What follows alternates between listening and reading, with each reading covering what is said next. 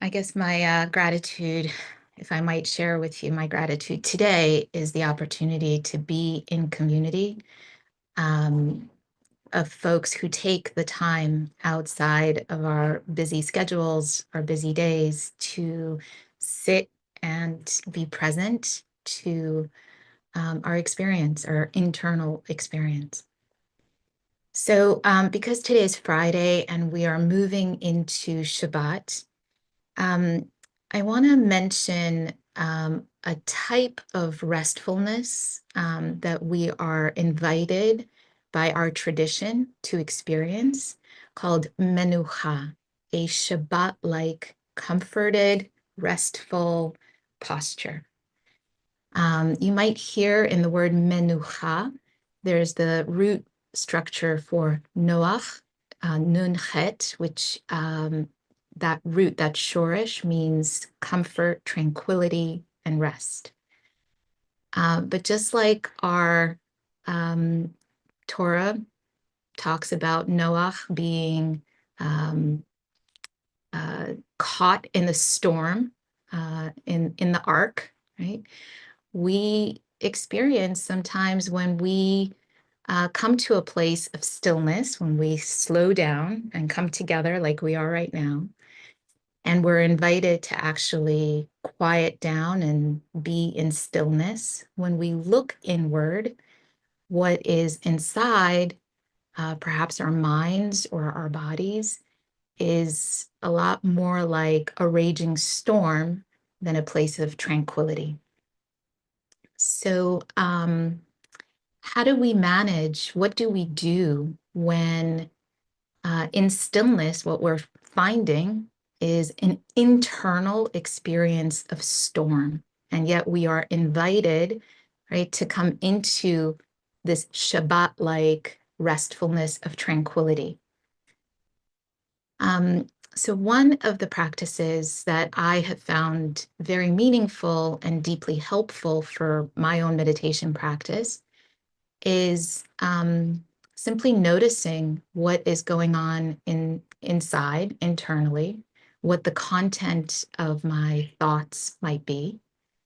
And instead of fighting against my thoughts, instead of fighting against the relentless waves that come one after the next, to simply note the content, make a mental note to myself, okay, here I am. I'm planning again. I'm planning for Shabbat dinner. I'm planning for what I'm going to have for lunch. I'm planning for what my day is going to look like later. Or I might be rehashing an old conversation, right? Like the content of our thoughts are very predictable, oftentimes very repetitive. I might be uh, perseverating on the news cycle and the outrage I may have felt prior to my meditation sit. I might be in judgment, right, of myself, of other people. I might be caught up in the storm of all of these thoughts, which are completely normal, very human, really part of our experience. And yet, I am attempting to open up into a bigger, spacious, more spacious awareness in order to come to a place of menucha, of tranquility, of calm, right? So I brought a text from the Talmud, which I came across recently, and I think it might be helpful for us as we come into our practice together.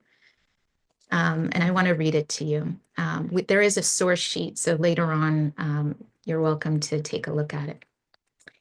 So this is a text that actually is really a conversation between rabbis about marriage eligibility of someone whose spouse went out to sea and didn't return. So it really has nothing to do with meditation, but I think it's a really beautiful text that can offer us a window into our practice. So I want to read this to you.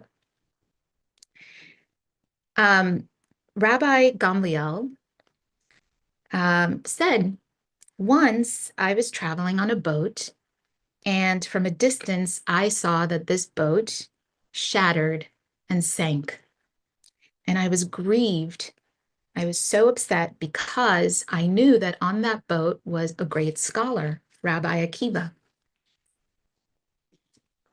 And lo and behold, once I got back to the shoreline, there was Rabbi Akiva teaching Torah. And I said to him, Rabbi Akiva, how did you get here? I saw your boat. I saw that your boat shattered. Who brought you up from the water? And Rabbi Akiva answered, a plank from the boat came to me, and I bent my head before each and every wave that came toward me. And the waves did not wash me off. They didn't wash me off the plank, and I reached the shore. So we have this image of Rabbi Akiva finding a plank, which actually in Hebrew is daf shel sfina. Daf shel sfina, it's an interesting way to describe a plank of a boat because the word daf actually means a page, right? So like perhaps a page of study. So a plank came to him and he got on this plank, and every wave that came across, he nodded to the wave. So we might imagine in our practice that in the raging storm of our mind, when we get caught up in thoughts that are just relentlessly trying to knock us off, that there is an anchor point to which we can hold on. And I invite you to use your breath or to use your sense of sound. So listening, allowing for sound to enter your ears, something that you can hold on to as a center point, right? Your daf, your plank. Perhaps it is a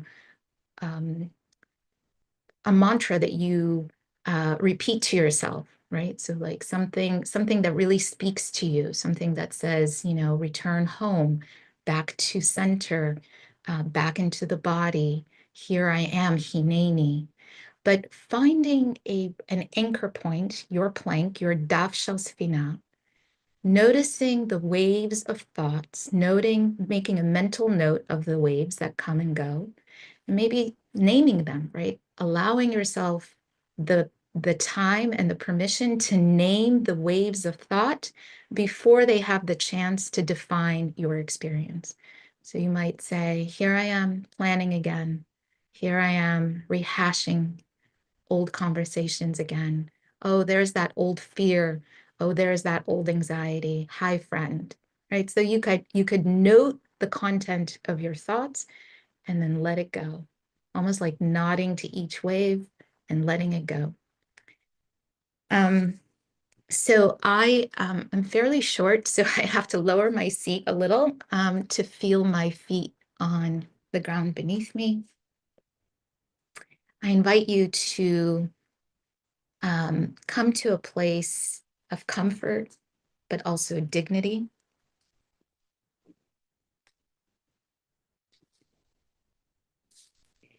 And I'll share with you as we come into our meditation this quote that I found by Baal Shem Tov, who taught, I am where my mind is, and holiness requires a mind which is present and stable rather than lost in the storms of the world. So allowing for the body to rest into the seat beneath you. If it feels comfortable, you might close your eyes.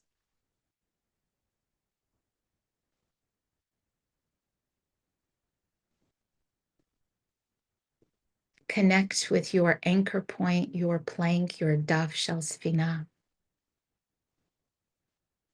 Whether it is the breath,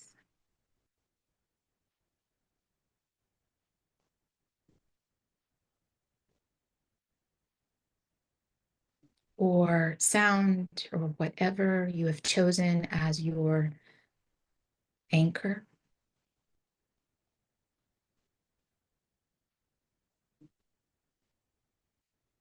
drop into the internal experience, noting the inner weather pattern.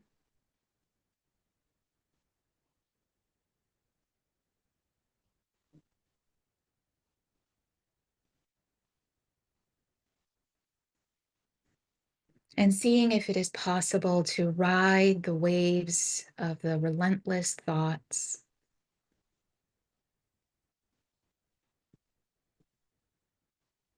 Perhaps the truth of this moment is that you are at calm seas, just noticing what your experience is, what the truth of this moment is.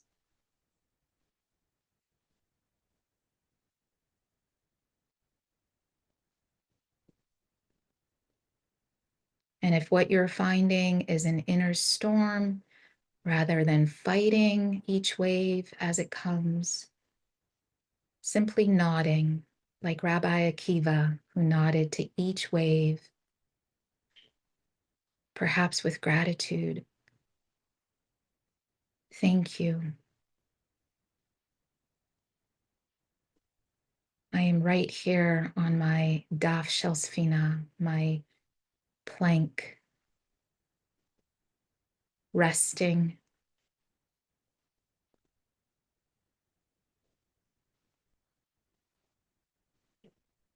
not fighting.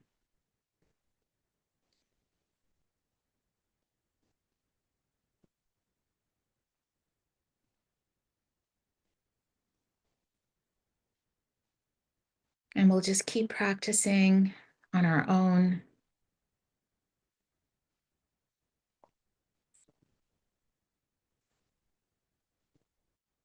I will invite you back to our shared space, close to the end of the hour.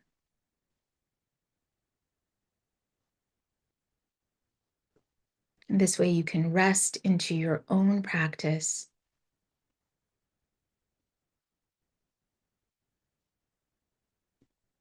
your own experience.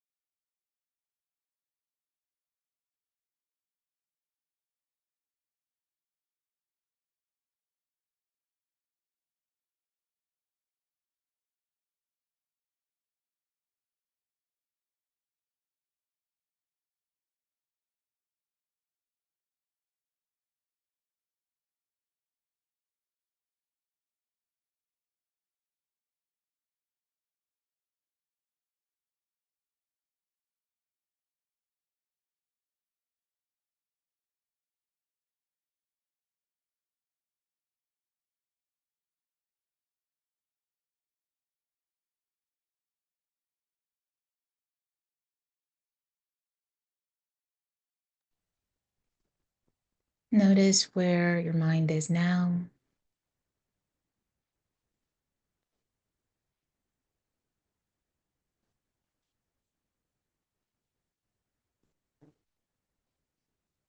Notice if it is possible to let go of the storytelling mind and simply rest in the bigger ocean of awareness.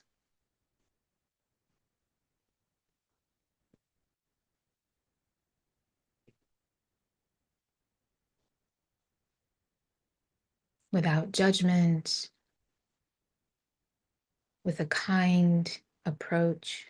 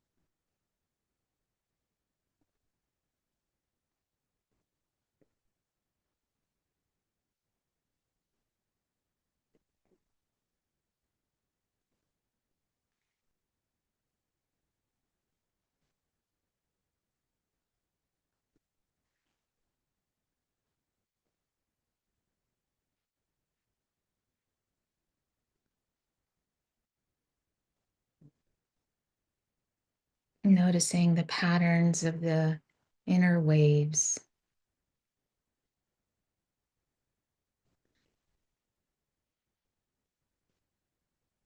With kindness.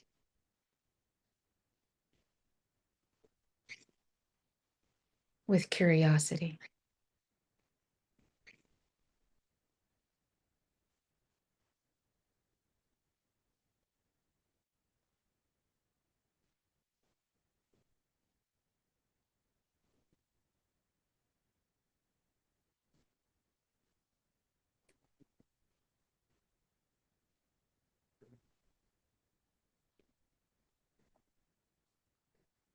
When you feel that your practice is complete, I invite you to come back to our shared space.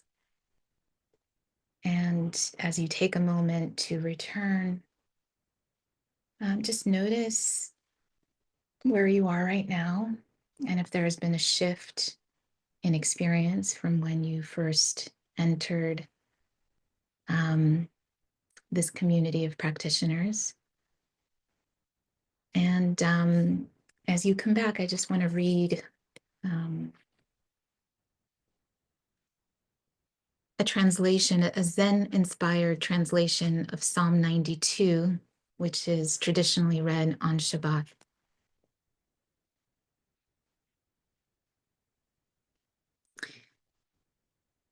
This translation is by Norman Fisher. It is good to thank you, good to pronounce your unsayable name. With morning's light to remember your kindness, with night's sky to think of your faithful heart, to sing of it with music of the 10-stringed instrument, with the harp. Everything you have made firm is great. Everything you have coaxed into thought profound. And only someone humane knows this. A fool cannot see it.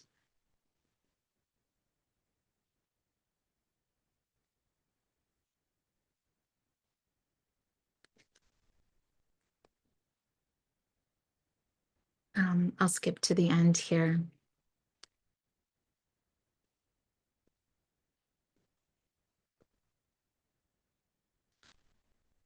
Those who go in accord with you grow fresh as palm trees, grow tall as the cedars of Lebanon. For they are planted in your house, their leaves rustle in your courtyards. Even in old age they'll flourish, vigorous and covered with foliage, emblems of your uprightness, your rock-like steadfastness, sealed and without a crack. Thank you.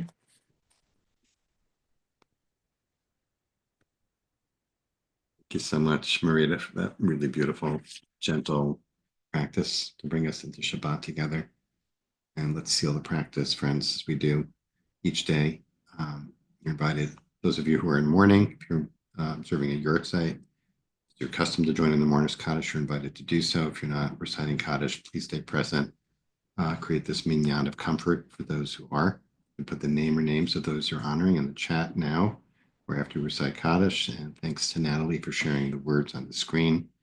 If you're reciting Kaddish, please join me by rising in body or in spirit, and you can unmute at this time. Yitkadal, Yitkadash Shemei Rabbah. Yalma Divrach Chirute, V'yamlich Malchute, Chayechon, Yomechon, Uchaye Dechol Beit Yisrael, Ba'agala, Vizman Kariv, Imru, Amen. Yehi Shmei Rabbah Mebarach, Ve'olam Ulamei Amayah. Yitbarach, V'yishtabach, V'yitpa'ar, V'yitramam, V'yitnaseh, V'yitadar, V'yitaleh, V'yitalal, Shemet Kudsha, B'richu. Ela min kol birchata b'shirata, tushbechata b'nechamata, ba'amiran ba'alma v'imru. Amen. Yehi shlama rabba min shemaya, v'chaim aleinu v'al kol Yisrael v'imru. Amen. Oseh shalom b'mramav, hu yaseh shalom aleinu, v'al kol Yisrael, v'al kol yoshvei tevel, b'mru. Amen. Friends, thanks so much for joining us today. If you're leaving us now, putting in the chat lineup of teachers for next week. We'll be here all week for a full week of practice with Rabbi Susan Leiter on Monday, Rabbi Jenny Solomon Tuesday, Rabbi Shir Meira Fight on Wednesday, Rabbi Mira Nicolescu on Thursday, and a week from today, Rabbi Brian Yosef Shachter Brooks will help us sit together and chant together into Shabbat. So thanks to Natalie Rushinoff for holding our space and to Marita Anderson, as always, for leading us. Beautiful practice today. And you are welcome to continue to sit and to incline your head into the waves if you like for the next 15 minutes. Just use our time together. Turn the sound off on your computer, or you're welcome to join us for some conversation to reflect on the teaching and the practice today. So if you do have a question you'd like to ask Marita, please put it in the chat and write question all in caps. Natalie, let's see if you already did, but I saw some people were asking for the source sheet. Oh, it's there. Here you go. And also, maybe we can put the link to Marita's website, Light and Bones. And okay, hi Marita. Thank you so much. It was just great. I have a lot. Oh, I have a lot of questions. Here I feel like I'm caught in this space where I think that, oh, that made me think of so many things, but then I had to like say, oh, look, there's a thought about something that you could say or something you could ask Marita after the session. Let it go. And I can notice the anxiety about letting it go, but I'll forget it. I'll forget what I was thinking. I'll forget, so there was, for me, a little bit of anxiety there. I do have a lot of questions though. I think it's such a great, first of all, it's a fantastic story. And I appreciate you bringing that story about Rabbi Akiva and surviving the boat in the storm that sunk. I mean, really perfect for the occasion. And um, the connection and the framing of mindfulness practice using that story of um, kind of inclining or nodding with the waves. So, question number one is, do you understand that story of him as sort of inclining with the waves or into the waves? Because I was going to this image of diving under the waves. I don't know, for those of you who love swimming in the ocean, there's always that question about, do I go over the wave? Do I go under the wave? And it all depends on whether the wave is going to, crash on you, right? Um, Yeah. so what's your image there? I was going with diving under the waves. That's what I like. But Yeah, Rabbi Akiva was going under the waves. I actually, so I came into mindfulness practice through the MBSR teachings. That's the Mhm. mindfulness-based stress reduction. Right. And John in Kabat-Zinn. Right. John Kabat-Zinn, but then also it's been, that's sort of the basis for secular mindfulness practice in the United States, and it's used a lot in clinical settings. And because I worked in a hospital, that's what I used.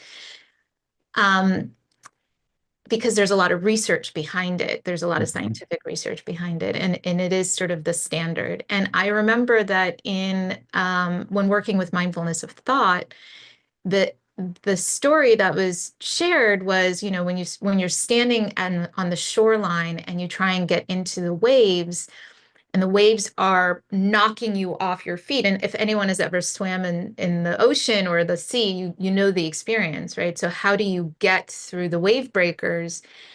You do so by sort of diving under the waves, right? So and so that was a metaphor for working with a turbulent mind, or a mind that is, um, where waves of thought are just coming and coming and coming. And so the idea is that there is calm and quiet beneath the thinking mind. But I actually think that the Rabbi Akiva story is a little bit different. Mhm. it doesn't say why he nods to each wave in the story, right? It just says he's riding the waves on the plank and he nods to each wave. Hmm. And so when I first heard the story, the nod was interpreted for me as gratitude. Hmm. And I like to have sort of a different approach to it. Perhaps the nod, if we're going to use this metaphor as working with relentless waves of Right. thought, that perhaps it's a noting practice, right? You nod to each wave and acknowledge its content, its Although existence. if I can, and I'm sorry to interrupt you, but Yeah. like you did, like you at some point, I guess you referred to the wave as a friend, wave of thought. You said friend, Hmm. and you were talking about applying curiosity and I think compassion, I think, Yeah. um, Kind. to that. Yeah. So it was like noting practice. Oh, here comes another wave. Here comes a thought. But then it's even a little bit more than that because it's kind of approaching it with both the curiosity and the compassion. Right. Right. Right. Absolutely. Yeah. Thank you for clarifying. Thank you for making that distinction. I think that's the key to noting practice. I So it's think, not like, in a way, kind of befriending the wave, right? Which is another part of the practice. Oh, another wave. And even so, the question here then becomes, well, what if it's really unpleasant, which many of us are having these, very unpleasant thoughts, right? So with that one, I could feel like, oh, I'm going to get knocked over by that one. I'm going to go over that wave. Or the other thing, another question that came up is surfing the waves, which may be another, right, of like riding with the wave, right? So that it doesn't knock you over.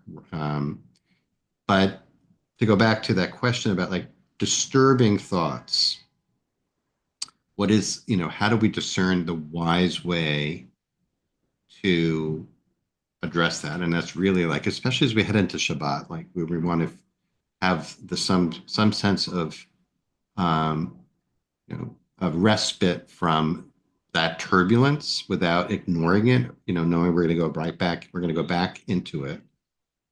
What's a good prescription for Shabbat in that case of these just like seeing the headlines, reading, getting hit by the news, like oof, you know. for me personally, my practice Mm-hmm, is just noticing the habits of mind mm-hmm, and not identifying with the habits of mind as defining who you are, right? So, mm-hmm, like, I might notice, oh, there I am catastrophizing. I am, mm-hmm, um, sometimes anxiety can feel like or like worry, right? Like it could feel like you are proactive, mm-hmm, even if you're not actually accomplishing anything, but the actual act of worrying makes you feel like you're doing something. So I could notice it and say, oh, here I go again, right? Like with a friendly acknowledgement to myself, that is a habit of mind, but it doesn't necessarily mean it is true, and nor does it define who I am.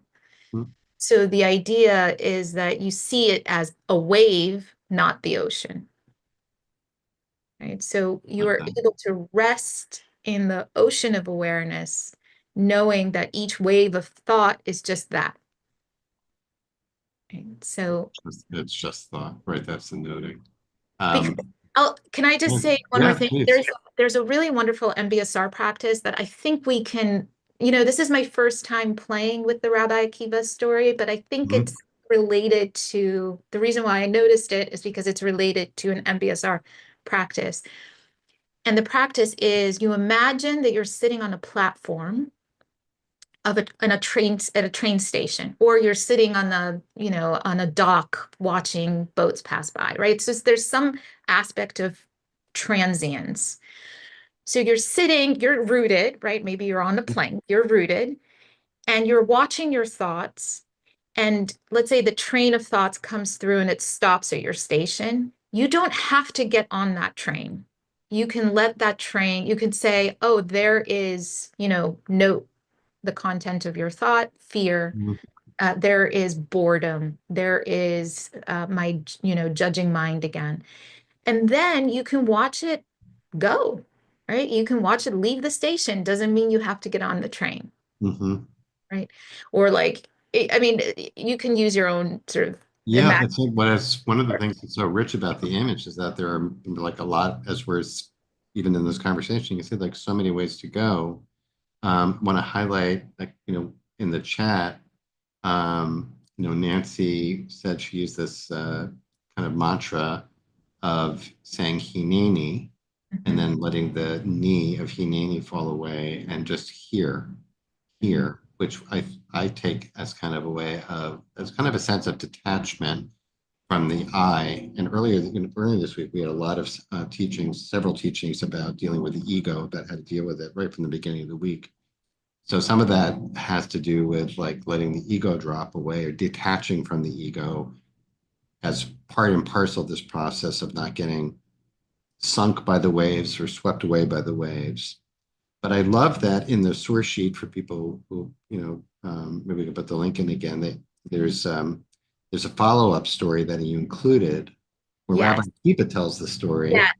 Yeah. I didn't get a Why don't you go chance. ahead? Go ahead. Get a chance because you have 10 minutes to teach, so there's Yeah, not no, no, that was the a right call. lot. That But this is what that's what this is for.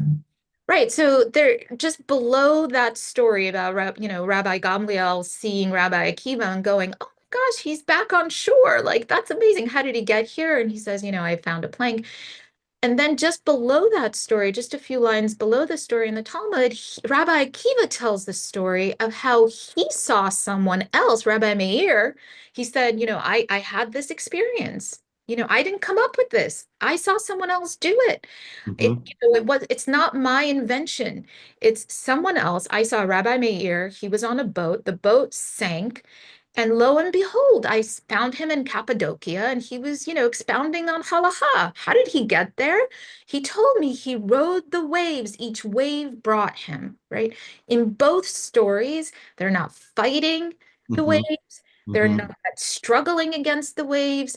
They are, in a way, going with the experience, Hmm. right?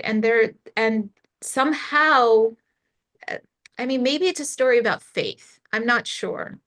Maybe it's a story about resting in a place of, taking time to sort of rest in a place of a storm. Now, the other thing that I didn't have time to talk about is that Noah's Ark, it's an ark that doesn't have a GPS system. It doesn't have a motor. It doesn't have, right? Like the God tells Noah all these particular ways in which the ark is to be built, but it is built without a rudder. So Hmm. there is an aspect of just resting Hmm. in, even though there is a raging storm around, there is a way in which we can come to a place of menucha, of rest. And, um, and some people will challenge me. I find, I teach a lot, and oftentimes, especially now, people say, well, isn't just sitting here and doing nothing um, wasteful, right? Like the Right. world needs action. Right. Say, well, okay, come to a place of rest and tranquility and clarity of mind in your practice, and then take it out into the world. Right. That's exactly why we're here. And we're at times I just want to like wrap it up by saying, it's beautiful that both those stories are here. And what you just described, just described the essence, whether it's diving under the waves, whether it's nodding at the waves, whether it's riding the waves, or even I was thinking when we do get knocked over by the waves, I don't know if anyone ever taught this, but I definitely know this practice of really getting knocked over by a huge wave, right? And the turbulence, and you're flailing. And I learned, I think, just to kind of go limp, Mm. right? Just not to fight it, right? Not to flail, just to kind of ball up and say, this is going to pass. And then stand up, right? Try again. And get back on the shore and try again. And it strikes me that this is really, all of these are kind of a Shabbat practice, right? Of detachment, of curiosity, of compassion, of love, of, as he said, finding this place of settledness and clarity in order not to escape the turbulence of the world, but to be able to get back out and navigate the water skillfully. So thank you so much, as always, Marita, for helping us do that. Thank you. And thanks to Natalie, as always, for being. We do have a rudder virtually for the ship. Thank you, Natalie, for being the rudder and keeping us going straight through. And all of you, it's pleasure and privilege to share the ride together. So wishing everyone an opportunity to find some respite and some clarity and some stillness over Shabbat, so that we're ready for the next week, and we'll see about